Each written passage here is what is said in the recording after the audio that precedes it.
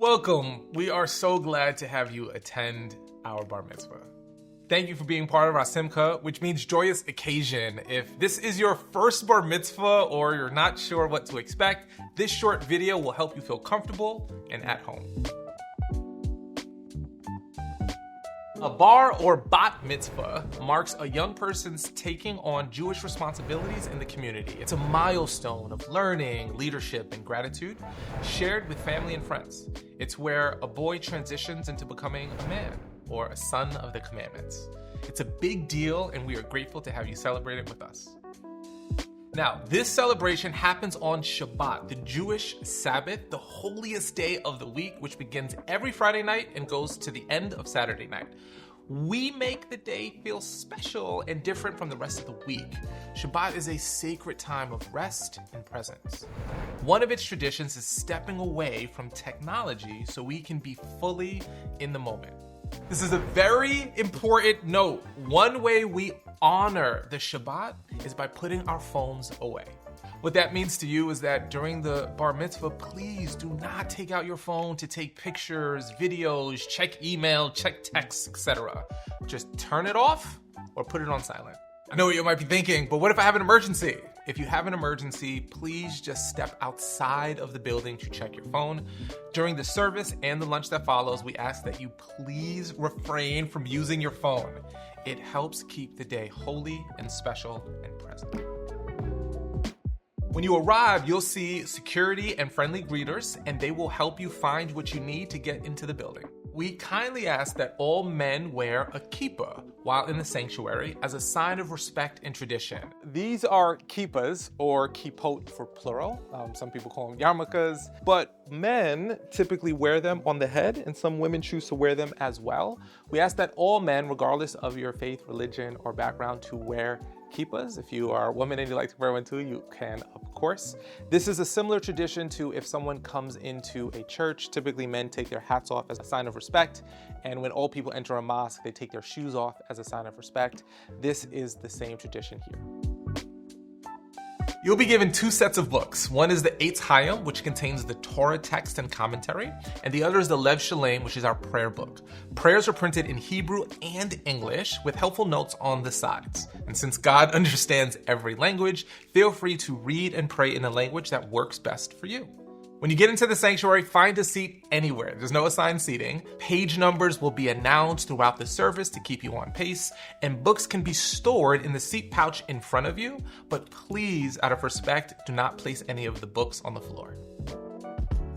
Now we're going to the 5 parts of the actual prayer service. The first part is the verses of praise. So we begin by warming up our hearts with the Psalms of praise. These are words that remind us of the beauty of creation and help us shift from the week's noise into the peace of Shabbat. The early morning blessings, thanking God for restoring our bodies and all of the abilities we rely on each day. We try not to take for granted all of the blessings that are easy to overlook until we lose them.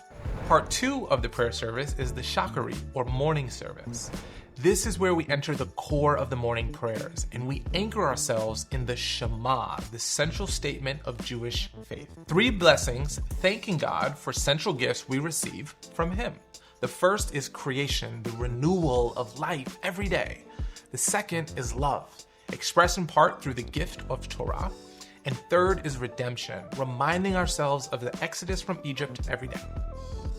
The Shema is 3 biblical passages which describe our love for God, core aspects of our faith, and many of our devotional practices. It's nested in between blessings 2 and 3 and is linked to blessing 2 because it's our chance to reciprocate God's love. And it leads to blessing 3 because it ends with an affirmation that God brought us out of Egypt to be in a special and intimate relationship with Him. Now, this section ends with the Amida prayer, originally primarily a private prayer that we offer while standing with our legs together, imagining ourselves immediately in God's presence. It's meant to be a particularly personal and intimate experience. And after the text in the book, everyone is invited to offer private personal prayers, drawing from their own spontaneous words or other words that express their heart's intention, thinking about what God means to you and having a moment to have a conversation. Now, part 3 is the Torah service. This is where the Torah is brought out, and the Torah is the heart of Jewish life. When we bring it out, we honor generations of wisdom passed down through time. The Torah is read from a handwritten scroll, which is made of parchment and a special ink, using an ancient Hebrew script.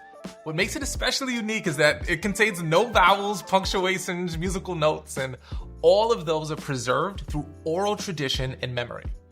Those who read from the Torah must rely entirely on this tradition to chant the text accurately. So we follow a yearly cycle of readings, beginning with the story of creation in Genesis and ending with the death of Moses in Deuteronomy, the final book of the 5 books of Moses. The Torah scrolls are kept in a special cabinet called the Ark. Each time the scroll is brought out, the congregation rises in reverence, acknowledging its sacred place in Jewish tradition. There's also a reading from the prophets that is matched to the theme of the Torah reading or the season in some way. So this isn't really a study session. It's an opportunity to hear Torah chanted as if it were being revealed now in this very moment. And later, the Rabbi and Asher will offer teachings drawing from that reading. Part 4 of the service is called Mussaf. It's an added prayer that instead of doing offerings, we bring our voices, community, and intention. On Shabbat, we add one extra round of the Amidah, which is linked to the extra offerings that our ancestors gave in the ancient temple. And each offering they used to make in the temple is matched today by an Amidah, which is our offering of presence and connection to God. A lot of the text is the same as the Amidah we said earlier, but if you look in the middle, you can see that this one is especially connected to the temple that was destroyed and that we never really got over losing as a focal point of our experience of God's presence. And part 5 is the concluding prayers. Prayer for mourning or loss. One of the regular practices of mourning in Judaism is to publicly recite this prayer that affirms God's greatness even during experiences of loss. The mourners stand and we express our support by answering Amen. And then we close with joyous songs that remind us to carry the spirit of Shabbat into the week ahead. Shabbat Shalom. I'm Rabbi Steinitz. I'm going to be helping you find your way through this book and the other books, the Torah. And we will be calling page numbers in English. Don't worry if you're not following all that well. Just sit, enjoy, listen if you will, read the English parts, or just meditate. Whatever you want to do here, we're all good with that.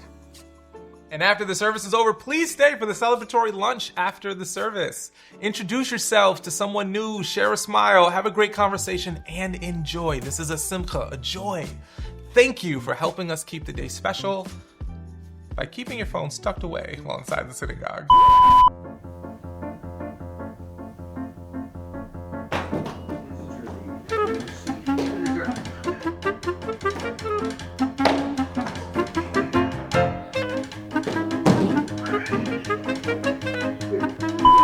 But seriously, no phones in the synagogue on Shabbat, okay? Deal? Great. But thank you for being present. We cannot wait to celebrate with you. We're so grateful you'll be joining us, and your presence means everything. Thank you for honoring our sacred tradition with us. I hope you get a sense of the beauty and the spiritual importance of this Bar Mitzvah. And in short, just show up. You can easily follow along with the instructions you'll be given.